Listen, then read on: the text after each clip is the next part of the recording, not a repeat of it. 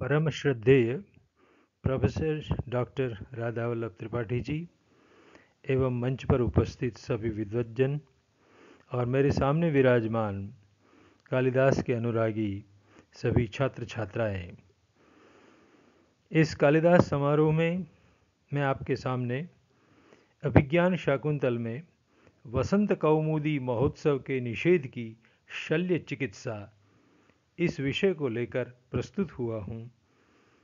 आप ध्यान से सुनेंगे और उसकी बाद में आलोचना करेंगे।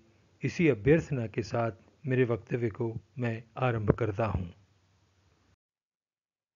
महाकवि कालिदास कल्पनाशील तो है ही, लेकिन निरंकुशाः कवयः, इस उक्ति के अनुसार वे मनमानी करते हुए कुछ भी नहीं लिख देते हैं। वे जो भी लिखते हैं, जो भी काव्य सृष्टि का निर्माण करते हैं, वह तर्कनिष्ठ होती है एवं वास्तवनिष्ठ होती है। इन दोनों गुणों के अभाव में कोई भी काव्य सृष्टि बामह जैसे अलंकारिक की कर्कश यानी तीखी तार्किक परीक्षा के शिकार भी बनती है। मतलब कि किसी भी कवि के लिए काव्य निर्माण के संदर्भ में तर्कनिष्ठ होना एवं वास्तवनिष्ठ होना बहुत आवश्यक समझा गया है। तदनंतर सार्वभौम और सार्वयुगीन कवि बनने की भी यह एक आवश्यकता होती है और विश्व कवि की कोटि में पंक्ति बने कवियों की कृतियों में भी ये गुण निरंतर पाए जाते हैं। पूर्वोक्त संदर्भ में मेघदूतम का एक श्लोक स्मरणीय है। हम जानते हैं कि महाकवि कालिदास ने विरही यक्ष के दूत के रूप में एक मेघ की कल्पना की है। बादल को संदेशवाहक बना के वो भेजते हैं, लेकिन जब बादल को कवि दूत का काम सौंप रहे हैं, दूत कर्म उनसे करवा रहे हैं, तो कवि की जो तार्किक दृष्टि है वो एकदम कैसे जागृत है, प्रबुद्ध है, उसकी गवाही देने वाला यह श्लोक है। धूमज्योतिः सलिलमरुतां सन्निपातः क्व मेघः संदेशार्थाः क्व पटुकर्णैः प्राणिभिः प्रापणीयाः इत्यौत्सुक्यादपरिगणयन् गुह्यकस्तं ययाचे कामार्ता हि प्रकृतिकृपणाश्चेतना चेतनेषु। यहाँ कालिदास ने स्वयं घोषित कर दिया है कि मेघ यानी बादल तो एक धूम, ज्योति, पानी एवं पवन इत्यादि का पुंज मात्र है जो अचेतन ही है और वह न यक्ष की विज्ञप्ति को सुन सकता है और न उसके कहे मार्ग पर ही चलकर वह यक्षिणी को संदेश सुना सकता है। किंतु यक्ष कामार्थ है, इसीलिए ऐसा बोल रहा है, ऐसा यानी तर्क विरुद्ध बोल रहा है। तो कालिदास ये पूर्ण रूप से जानते हैं जब मेघ से ये दूत कर्म करवा रहे हैं। अर्थात कालिदास नैसर्गिक तथ्यों के साथ खिलवाड़ कभी नहीं करते हैं। विक्रमोर्वशीय नाटक में भी एक राजाज्ञा का संदर्भ आता है। चतुर्थ अंग में उर्वशी के विरह में संतप्त राजा पुरुरवा जब रंगमंच पर घूम रहा है और उसी समय पर वर्षा ऋतु चल रही है, तो वर्षा ऋतु में विरही कामी राजा की वेदना बढ़ जाती है। तब वो क्या बोलता है? तब राजा पुरुरवा कहता है कि मुधैव खलु मया मनसः परिताप वृद्धि उपेक्ष्यते यथा मुनयोपि व्याहरन्ति राजा कालस्य कारणमिति तत्किमहं जलद समयम न प्रत्यादिशामि। देखिए, यहां पर वो कहता है कि मैं ऐसे ही क्यों ऐसे मेरे मन को परिताप में डाल रहा हूं। मुनियों ने तो कहा ही है कि राजा कालस्य कारणम, तो मैं राजा होने के नाते इस जलद समय को, वर्षा ऋतु को ही क्यों स्तंभित न कर दूं। लेकिन कालिदास जानते हैं कि ऐसा होना तो नहीं है, ये असंभव है। अतः उन्होंने अथवा ऐसे निपात का प्रयोग करके आगे ये भी कहलाया है पुरुरवा के मुख से, न प्रत्यादिशामि जलद समयम यत् प्रावृषेण्यैरेव लिंगैः मम राजोपचार क्रियते संप्रति। ये जो वर्षा काल चल रहा है और पानी से भरे बादल जो मंडरा रहे हैं, गर्जन कर रहे हैं, उससे तो वे सब मिलकर मेरा राजा के रूप में सत्कार ही कर रहे हैं। इस रूप में मैं क्यों न देखूं। विहस्य, कैसे उनका राजोपचार हो रहा है उसके बारे में वो वर्णन करते हुए एक दूसरा श्लोक बोलते हैं। विद्युल्लेखा कनक रुचिरम श्रीवितानम ममाभ्रम व्याधूयन्ते निचुलतरुभिर्मंजरी चामराणि गर्मच्छेदात् पटुतरगिरो बन्दिनो नीलकण्ठाः धारोद्गारोपनयनपरा नैगमाः सानुमन्तः। अर्थात ये जो विद्युल्लेखा कनक रुचिरम, स्वर्ण की रेखा समान ये जो बिजलियां चमक रही हैं, उसके साथ रुचिष्यमान ये पूरा जो अभ्रमंडल है, बादल से भरा ये जो मंडल है घूम रहा है, वो मेरे मस्तक पर श्री वितान है। एक बड़ा वितान छाया हुआ है मेरे मस्तक ऊपर। और ये जो निचुल तरु भी, निचुल तरु आसपास हैं, उनकी मंजरियां मेरे पर चामर ढोल रही है। और घर्मच्छेदात पटुतर गिरो, ग्रीष्म ऋतु चली गई है, वर्षा काल आ गया है, इसीलिए ये नीलकंठ जो केकारव कर रहे हैं, वो कोई बंदीजन जैसे मेरी स्तुति कर रहे हैं ऐसा लगता है। और ये जो जल की तीव्र धाराएं बह रही है, ऊपर से नीचे आ रही है, वो जाने मेरे पर ये अभिषेक हो रहा है। नैगमाः सानुमन्तः, पर्वत पर से चली आ रही ये धाराएं जैसे मेरा अभिषेक कर रही है। उस रूप में मुझे उसको देखना चाहिए, मुझे वर्षा काल को स्तंभित नहीं करना चाहिए। यानी कालिदास एक वास्तवनिष्ठ परिस्थिति को ध्यान में लेते हुए पुरुरवा के मुख से पक्षांतर प्रस्तुत करवा रहे हैं। अब अभिज्ञान शाकुंतल में जब धीवर प्रसंग होता है, धीवर के पास से राजा दुष्यंत को शकुंतला का स्मरण दिलवाने वाली, शाप विमोचन करने वाली अंगूठी प्राप्त हो जाती है। उसके बाद रंगमंच पर धीवर प्रसंग पूर्ण हो जाने के बाद सानुमति नाम की अप्सरा रंगमंच पर प्रवेश करती है। उस अप्सरा की उक्तियां भी देखिए, तो अप्सरा की इन उक्तियों से हमको मालूम होता है कि महाकवि कालिदास एक तर्कनिष्ठ निरूपण करने के लिए निरंतर सजग रहते हैं। तो कवि की सजगता, तर्कनिष्ठ होने में जो सजगता है, वो इन उक्तियों में हमको देखने को प्राप्त होती है। यद्यपि अप्सरा की ये उक्तियां प्राकृत में हैं, लेकिन हमने उसका संस्कृत छायानुवाद यहाँ पहले दिया है। तो सांप्रतम अस्य राजर्षेः उदंतम प्रत्यक्षी करिष्यामि, रंगमंच पर आकर अप्सरा बोलती हैं कि अंगूठी मिल जाने के बाद, शकुंतला का प्रत्याख्यान करने के बाद विरही अवस्था में राजा क्या कर रहे हैं। तो राजा का समाचार लेने के लिए और रूबरू होकर राजा का समाचार, राजा दुष्यंत का समाचार प्राप्त करने के लिए मैं यहाँ उपस्थित हुई हूँ। किन्नु खलु ऋतुत्सवे भी निरुत्सवारंभम इव राजकुलम दृश्यते। अरे ये तो वसंत ऋतु का उत्सव मनाने का काल चल रहा है। ऐसे काल में भी ये राजकुल बिना उत्सव वाला, निरुत्सवारंभम इव, उत्सव का आरंभ नहीं हुआ है ऐसा राजकुल दिख रहा है। दुष्यंत राजा के महल में कोई चहल पहल नहीं है, सब शांत बैठा है।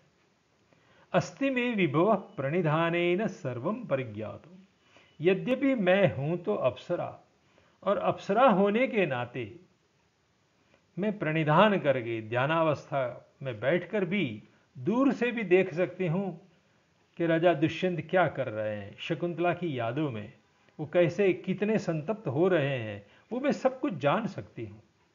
किंतु सख्या आदरो मया मानयितव्य, क्योंकि मेनका मेरी सहेली है और ये मेनका की पुत्री है शकुंतला, तो सखी के कहने पर मैं यहाँ आई हूँ। अब मुझे मेनका को जाकर समाचार देना है कि राजा दुष्यंत की क्या मनोअवस्था है। भवतु अनयोरेव उद्यान पालिकयोः तिरस्करणी प्रतिच्छन्ना पार्श्ववर्त्विनी भूत्वा उपलप्से। तो प्रणिधान से मैं घर बैठे हुए समाचार प्राप्त नहीं करना चाहूंगी, मैं रूबरू जाकर देखना चाहती हूं। अब वो यदि रूबरू आ जाती है तो राजा दुष्यंत उनको पहचान लेंगे राज दरबार में, और भी कोई पृथ्वीलोक का व्यक्ति उनको पहचान सकता है।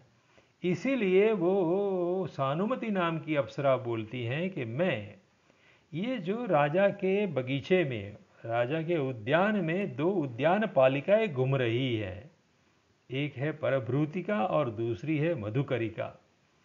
उन दोनों उद्यान पालिकाओं के पास पार्श्ववर्तिनी भूत्वा, नजदीक में आसपास में घूमती रहूंगी, लेकिन मैं उनको दिखाई न पड़ूं, इसलिए मैं मेरी तिरस्करणी विद्या का विनियोग करूंगी। मैं उन लोगों को देख सकूंगी, सुन सकूंगी, लेकिन वे दोनों मुझे नहीं देख पाएंगे। देखिए, रंगमंच पर महाकवि कालिदास जब एक अप्सरा को प्रस्तुत करते हैं तो वहां पर भी उनकी तार्किक दृष्टि बड़ी सजग रहती है। एक तो प्रणिधान से क्यों नहीं जान लेती हैं, ऐसे प्रश्न का उत्तर भी दे दिया कि मेरा मेनका के साथ जो संबंध है, मेरा सख्य है, उस सख्य का आदर करते हुए मुझे रूबरू इस बात की जानकारी प्राप्त करनी है, नंबर 1।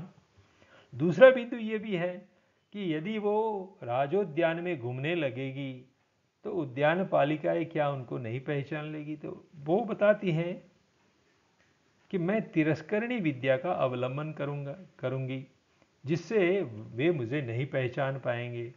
यद्यपि प्रेक्षक देख रहे हैं रंगमंच पर, प्रेक्षक के लिए तो सब प्रकट होता है। तो ये जो प्रणिधान शब्द का प्रयोग और तिरस्करणी विद्या की बात यहाँ कही जा रही है, उससे सिद्ध होता है कि कालिदास अपने काव्यों में, नाटकों में तर्कनिष्ठ एवं वास्तवनिष्ठ ही प्रस्तुति करते हैं। अब षष्ठ अंक के आरंभ में धीवर प्रसंग संपन्न हो जाने के बाद दो उद्यान पालिकाएं रंगमंच पर प्रवेश करती हैं। उन दोनों के बीच में जो संवाद होता है वो ध्यानास्पद है। उसमें साफ साफ बताया गया है कि वसंत ऋतु का आगमन हो चुका है। परभृतिका यानी प्रथमा चीटिका बताती है, आताम्र हरित पांडुर जीवित सत्यम वसंतमासस्य दृष्टोसि च्युतकोरक ऋतुमंगलत्वाम प्रसादयामि। हे च्युतकोरक दृष्टोसि, आम्रमंजरी मैंने आपको देख लिया है, तुम तो ऋतुमंगल हो, सभी ऋतुओं का वसंत ऋतु जो होती है वो मंगलकारी है। त्वाम प्रसादयामि, मैं आपको प्रसन्न करना चाहती हूँ, आपका अर्चन करना चाहती हूँ। उसको सुनते ही द्वितीया यानी मधुकरिका उसके नज़दीक में जाकर बताती है, कथम उपस्थितो मधुमासः, क्या मधुमास आ गया। तो परभृतिका कहती है, कोकिला कहती है, हाँ हाँ मधुकरिके तवेदानीम कालः एष मद विभ्रम गीतानाम, तेरे लिए भी ये मदमस्त होकर गीत गाने का समय आ गया है। सखी अवलंबस्व माम यावद अग्रपाद स्थिता भूत्वा च्यूतकलिकाम गृहीत्वा कामदेवार्चनं करोमि। अरे तेरा हाथ पसार दे, मुझे थोड़ा हाथ स्पर्श दे दे, तो मैं मेरे अग्रपाद पर खड़ी होकर इस आम्र मंजरी को चयन करती हूँ, उसको तोड़ती हूँ और बाद में कामदेव का अर्चन करती हूँ। तब मधुकरिका कहती हैं कि मुझे भी इस पुण्य कर्म का आधा फल मिलना चाहिए।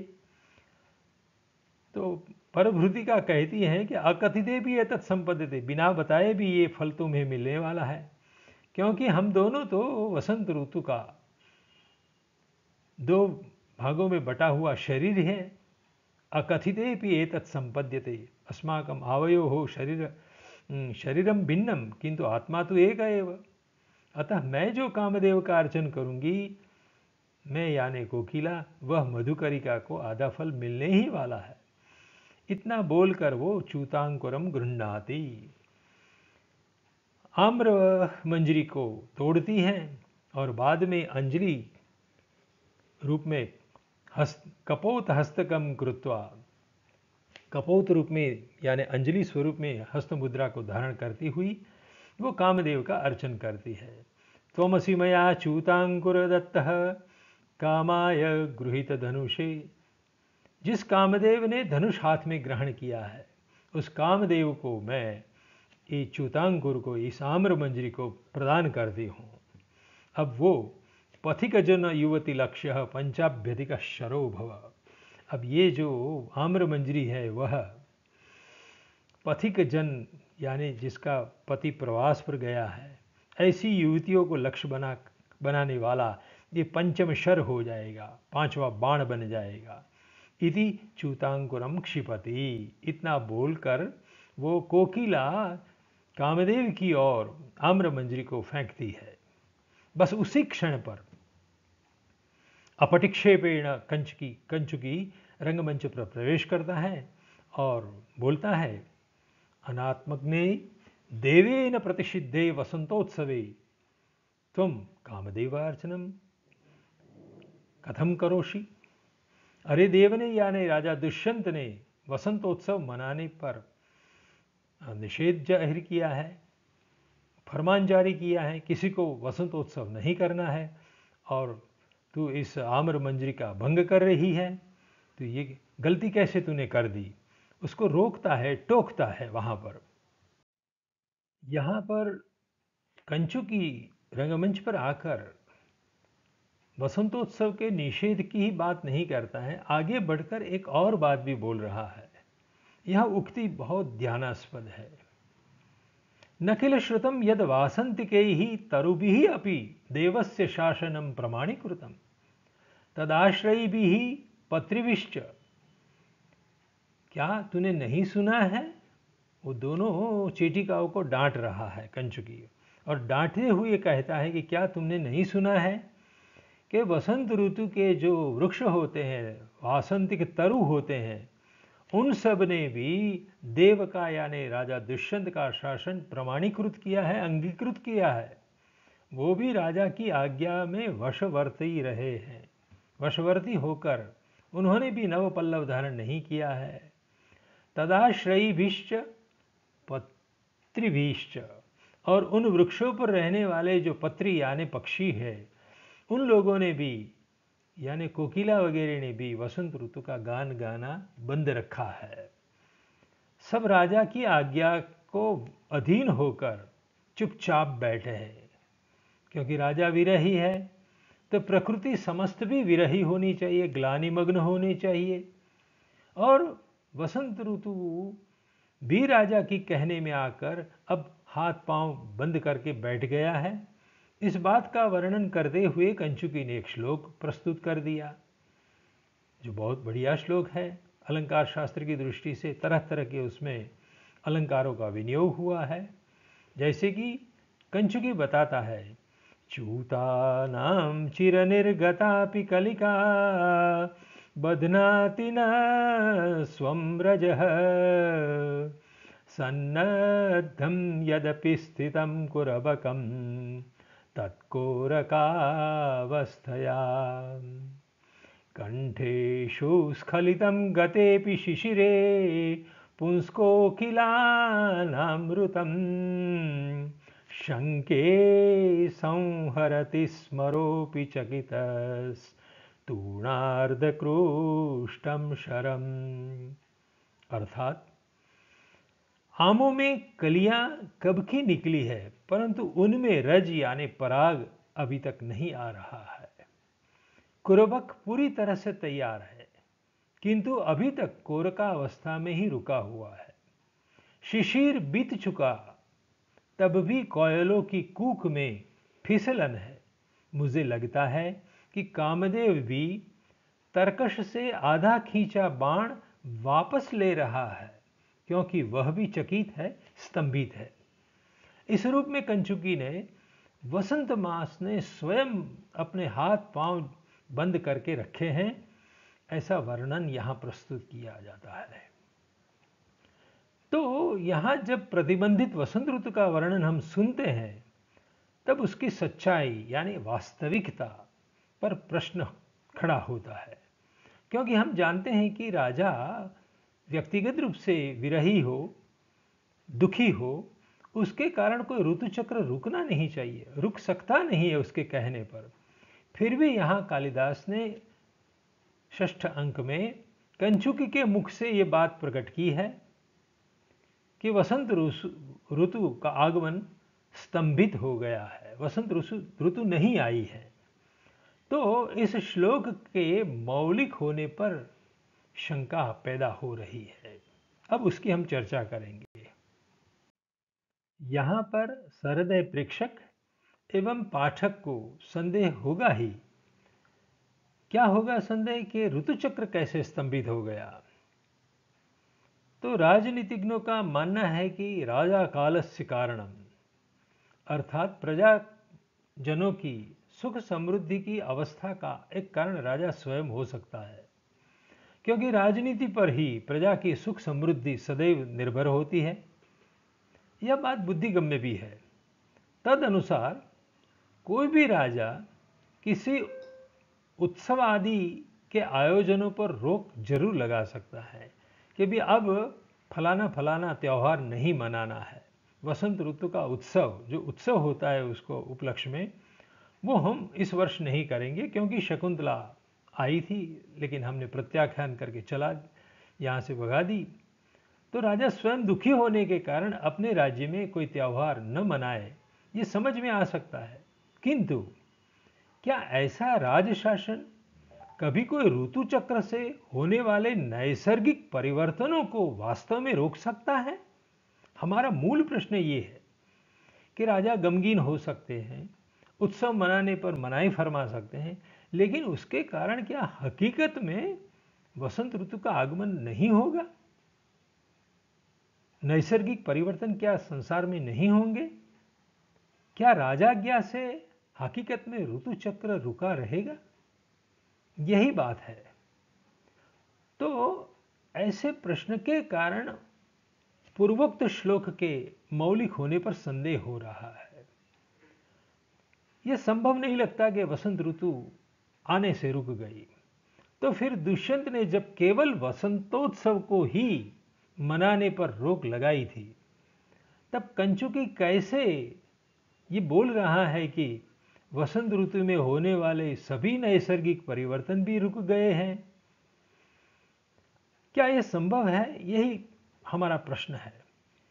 ये प्रश्न ही हमें यहाँ पाठालोचना में, टेक्सुअल क्रिटिज्म में आगे जाने के लिए बाध्य करता है कि ऐसा वर्णन कालिदास नहीं कर सकते हैं।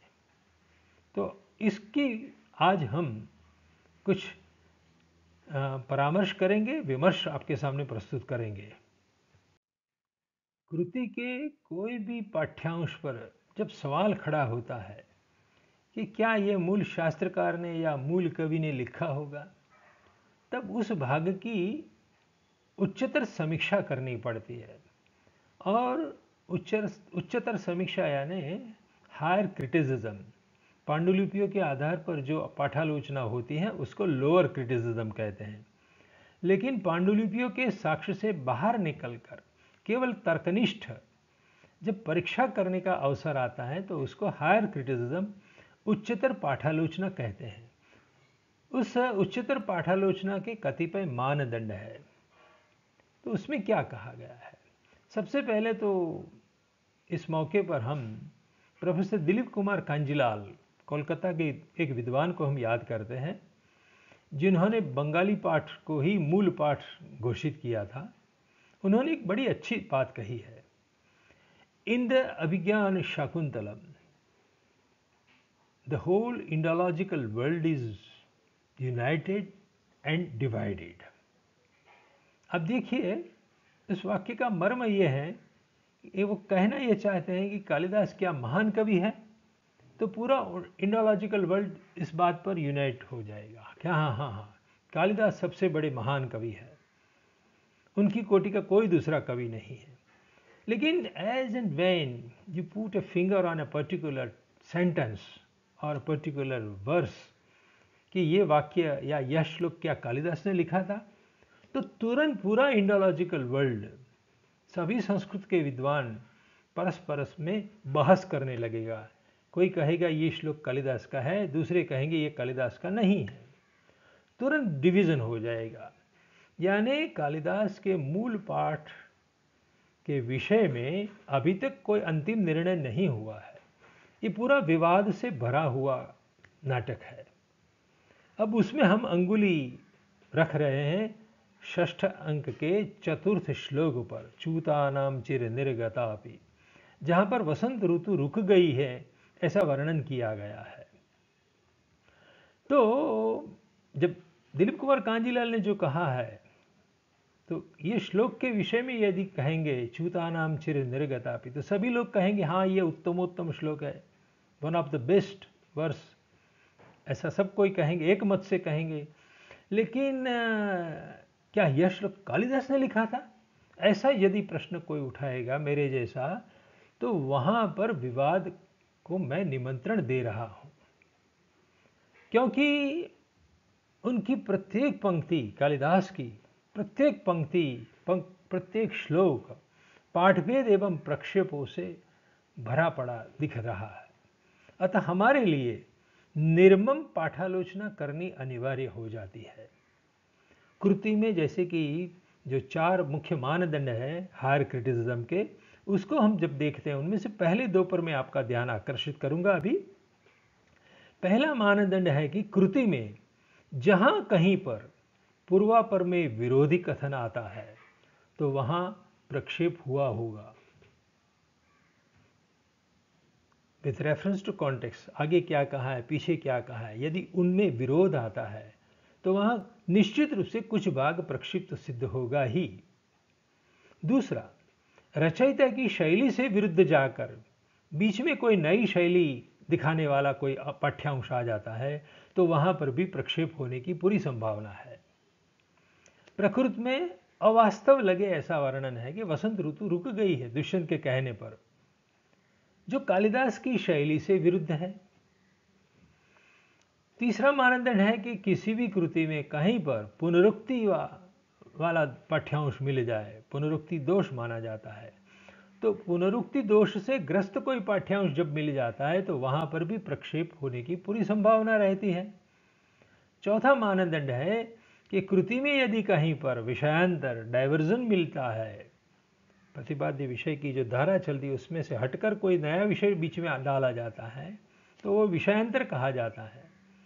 तो विषयांतर वाले पाठ्यांश पर भी प्रश्न चिन्ह लगता है, वहां पर भी प्रक्षेप हो सकता है।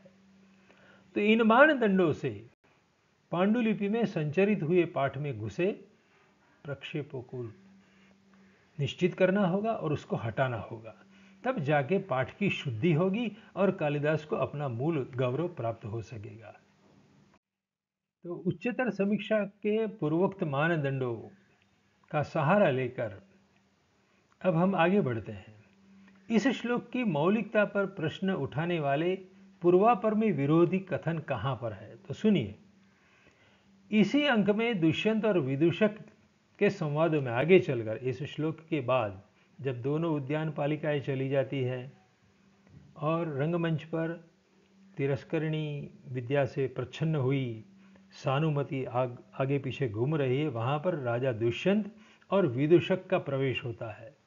तो राजा और विदूषक के बीच में जो संवाद होता है वो संवाद स्पष्ट रूप से दिखा रहे हैं कि वसंत ऋतु आ गई है, बसंत ने अपना प्रभाव दिखाना शुरू कर दिया है। तो वो क्या है उक्तियां, उसको पहले देखते हैं। इन उक्तियों का विरोध पहले कही गई उक्तियों में कंचुकी की उक्ति के साथ विरोध आ रहा है। तो विदूषक बोलता है कृतम भवता निरवक्षिकम, आपने अच्छा हुआ सबको रंगमंच से निवृत्त कर दिए, भगा दिए। सांप्रतम शिशिरातपच्छेद रमणीये अस्मिन् प्रमदवनोद्देशे आत्मानं रमयिष्यसि। अब शिशिर ऋतु खत्म हो गई है, पतझड़ चली गई है और उसके बाद वसंत ऋतु आ गई है। तो ऐसे रमणीय समय में प्रमद वन में घूमकर, राजमहल से बाहर निकलकर आप इस प्रमद वन का नाम ही प्रमद वन है, तो प्रमद वन में आप अपने आत्मा का रमण कीजिए, आत्मा को बहलाइए, प्रसन्न कीजिए। तब राजा भी उसकी बात में जोड़ते हैं, उसी दिशा में बोलते हैं वयस्य। वह ऐसा नहीं कहते कि मैंने वसंत ऋतु को स्तंभित कर दिया है, वो कहते हैं, दुष्यंत स्वयं कहते हैं, क्या कहते हैं, वयस्य रंध्रोपनिपातिनो अनर्था इति यदुच्यते तद अव्यभिचारी वचः। एक छिद्र हो जाने पर अनेक छिद्र होते हैं, एक आपत्ति आने पर अनेक आपत्तियां बाद में जुड़ जाती हैं, तो अनर्थों की लाइन लग जाती है। ये जो कहा गया है हमारे पूर्वजों के द्वारा, तद वचः अव्यभिचारी, वो गलत नहीं है, सही है। एक तो शकुंतला का मुझे विरह ला रहा है, धीवर से अंगूठी मिल गई, शकुंतला याद आ गई, लेकिन शकुंतला का तो मैंने प्रत्याख्यान कर दिया है, वो अब कहीं से मिलने वाली नहीं है। एक दुख, एक आपत्ति तो थी ही, अब दूसरी आपत्ति शुरू हो रही है वसंत ऋतु के आगमन से। मुनिसुता प्रणय स्मृति रोधिना मम च मुक्तमिदं तमसा मनः मनसी जेन सखे प्रहरिष्यता धनुषी चूत शरश्च निवेशितः। एक तो मुनिसुता यानी कण्व मुनि की पुत्री शकुंतला से जो मेरा प्रणय हुआ था, उसकी स्मृति को रोकने वाला जो शाप था, वो अब तमस से मुक्त हो गया है मेरा मन। अंगूठी मिल जाने पर शकुंतला दोबारा मुझे स्मरण पथ में आ गई है।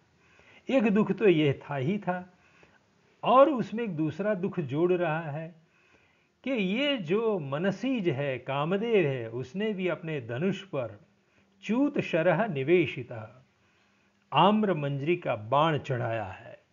यानी दुष्यंत स्वयं अपने मुख से कह रहे हैं कि कामदेव ने अपना पंचम बाण आम्र मंजरी को मेरी ओर लगाने के लिए हाथ में उठा लिया है। अब मैं वसंत ऋतु में अधिक संतप्त होऊंगा, बिना शकुंतला मेरा जीवन दुखी दुखी होने वाला है। इसकी ओर वो राजा ध्यान आकर्षित कर रहे, यानी वसंत ऋतु आ गई है। तो इसी अंक के उत्तरार्ध में इन उक्तियों के अनुसार तो वसंत का आगमन हो चुका है, विरही राजा उससे कांप रहा है। अतः सिद्ध होता है कि कंचुकी ने जो पहले दो उद्यान पालिकाओं के सामने कहा था, चूतानाम चिर निर्गता पिकलिका बधनाति न स्वम रजह वाला श्लोक, जिसमें वसंत ऋतु स्तंभित है, हाथ पांव बांध कर बैठ गया है, ऐसा जो कहा गया है वह श्लोक प्रक्षिप्त ही होगा। साफ दिख रहा है यहाँ पर, क्योंकि पूर्वापर में विरोध आ रहा है। एक तो उद्यान पालिका ने आम्र मंजरी को उठाकर उसका अंजलि दे दिया, बाद में कंचुकी ने निषेध किया और कंचुकी ने एक श्लोक गान किया। वो कंचुकी ने जो 6-4 नंबर का श्लोक गाया है वह मौलिक नहीं सिद्ध हो रहा है। समग्र चर्चा का निष्कर्ष बताते हैं कि कृतिनिष्ठ आंतरिक प्रमाणों से वसंत ऋतु का निषेध करने वाला जो वर्णन है कंचुकी के मुख से जो कहा जा रहा है, वह वर्णन अग्राह्य है, क्योंकि आरंभ में ही मधुमास उपस्थित हुआ है, उसकी घोषणा हो चुकी है। दूसरा, परभृतिका मधुकरिका ने च्यूतांकुर से कामदेव का अर्चन किया है। दोनों उद्यान पालिकाओं ने मिलकर च्यूतांकुर के द्वारा यानी आम्रमंजरी के द्वारा कामदेव का अर्चन भी कर दिया है। तब जाके अपटिक्षेपेण कंचुकी का प्रवेश होता है और उसको डांटता है। पहले तो अर्चन हो चुका है, ये पूर्वार्ध वाली बात है। बाद में कंचुकी की उक्ति आती है, उसके बाद विदूषक और राजा की उक्ति हम देखते हैं। जब तो विदूषक ने कहा है कि हे राजन, सांप्रतम शिशिर विच्छेद रमणीय अस्मिन प्रमद वने आत्मानम रमयिष्यसि। अब पतझड़ चली गई है, शिशिर ऋतु चली गई है और अब रमणीय काल यानी वसंत ऋतु आ गई है, तब इस प्रमद वन में आप अपने आप को बहलाइए, आपके मन को प्रसन्न कीजिए। तब दुष्यंत कहता है कि ऐसे वसंत ऋतु के आगमन से मेरा संताप दूर होने वाला नहीं है, बल्कि द्विगुणित होने वाला है, क्योंकि मनसिजेन धनुषी चूत शरश्च निवेशितः। मनसीज ने यानी कामदेव ने अपने धनुष पर ये आम्र मंजरी रूपी पंचम बाण चढ़ा लिया है। अब मेरा बेहाल होना शुरू है, यानी मेरी विरही अवस्था और अधिक गहरा संताप का अनुभव करने वाली है। तो इन सब को दृष्टिपथ में लेते हुए चूतानाम चिर निर्गतापि कलिका बधनाति न स्वम रजः श्लोक स्वयं कालिदास के द्वारा प्रणीत होगा, ऐसा मानने के लिए कोई तैयार नहीं हो सकता है। ये कालिदास का श्लोक हो ही नहीं सकता है। इस श्लोक की मौलिकता पर प्रश्न चिन्ह लग ही रहा है, अतः उसको प्रक्षेप घोषित करके हटाना ही चाहिए, तब जाके हम कालिदास के नजदीक पहुंच पाएंगे। अथोपसंह्रियते, अब उपसंहार करते हैं हमारी बात का। प्रक्षिप्त अंशों का पाठ परामर्श करना क्या उचित है, ऐसा प्रश्न होगा। तो ऐसे स्पृहणीय श्लोक को प्रक्षिप्त सिद्ध करने से या हटाने से क्या महाकवि कालिदास की गरिमा को हानि नहीं पहुंचेगी, ऐसा प्रश्न होगा ही, किसी भी सहृदय के मन में होगा कि इतना बढ़िया श्लोक आप हटा रहे हैं। सभी पांडुलिपियों में, सभी वाचनाओं में उपलब्ध है। यह श्लोक कश्मीरी वाचना में भी है, मैथिली वाचना में है, बंगाली वाचना में है, दाक्षिणात्य परंपरा में भी है और देवनागरी की सभी पांडुलिपियों में है। फिर भी तर्कनिष्ठ होकर जो हमने हायर क्रिटिसिज्म किया है, उसके आधार पर इस श्लोक को हटाना जरूरी हो जाता है। तो ऐसा करने से क्या कालिदास की गरिमा को हानि नहीं पहुंचेगी, ये सवाल कोई भी सहृदय श्रोता हमको करेगा ही। तो हमारा उत्तर यह है कि काव्य, नाटक, भाष्य, टीकादि जैसी एक कर्तृक सिंगल ऑथरशिप वाली जो रचनाएं हैं, रामायण महाभारत की बात हम नहीं करते हैं, यदि कालिदास अकेले ने ही इस नाटक को लिखा है तो ये एक कर्तृक रचना कही जाएगी। तो ऐसी सिंगल ऑथरशिप वाली रचना में प्रविष्ट हुए प्रक्षेपों का प्रदूषण यदि हम नहीं हटाएंगे तो कालिदास को महाकवि कहने में बाधा आएगी और उनको विश्व कवि पद से भी वंचित रखना होगा। यही सबसे बड़ी आपत्ति है। जो विश्व कवि होते हैं वो तर्क विरुद्ध नहीं लिखते हैं, वो वास्तव विरुद्ध नहीं लगते हैं। किसी के कहने से वसंत ऋतु या ऋतु चक्र स्थगित नहीं होता है, तो इसके साथ खिलवाड़ नहीं होना चाहिए। नटमंडलियों के द्वारा एक कर्तृक रचनाओं में यानी नाटक की पाठ में जोड़े गए नवीन पाठ्यांशों के कारण परस्पर में विरुद्ध उक्तियां दिखती है, पांडुलिपियों में है, लेकिन ये सब खिलवाड़ किया है नटमंडलियों ने। उन प्रक्षिप्त उक्तियों को हमें हटानी ही चाहिए और कवि कुलगुरु कालिदास को विश्व कवि होने का गौरव दिलवाने के लिए भी ऐसी मन में पसंद ना आए ऐसी शल्य चिकित्सा, दर्दजनक पीड़ा होगी, जरूर होगी सहृदय के मन में, तो ऐसे पीड़ाजनक शल्य चिकित्सा यानी ऑपरेशन, सर्जिकल ऑपरेशन हमें करना ही होगा। ऐसी ही शल्य चिकित्सा तुल्य पाठालोचना करने पर ही कवि कुलगुरु, महाकवि, विश्व कवि इत्यादि बिरुद से हम कालिदास को सुशोभित कर पाएंगे, अन्यथा ये संभव नहीं होगा। हमारे सभी श्रोता वर्ग को, कालिदास के अनुरागियों को, इस कालिदास समारोह में उपस्थित हुए सभी विद्वज्जनों को हम धन्यवाद ज्ञापित करते हैं। धन्यवादाः वितीर्यन्ते सर्वेभ्यः कालिदासानुरागिभ्यः। हम भी अंत में प्रार्थना करते हैं, सरस्वती श्रुति महती महीयताम्। वेदों से महान बनी ये सरस्वती यानी संस्कृत भाषा इस धरातल पर महीयताम यानी सदैव पूजनीय बनो, इसी मनोकामना के साथ मेरे वक्तव्य को मैं समाप्त करता हूँ। जयतु भारतम, जयतु संस्कृतम।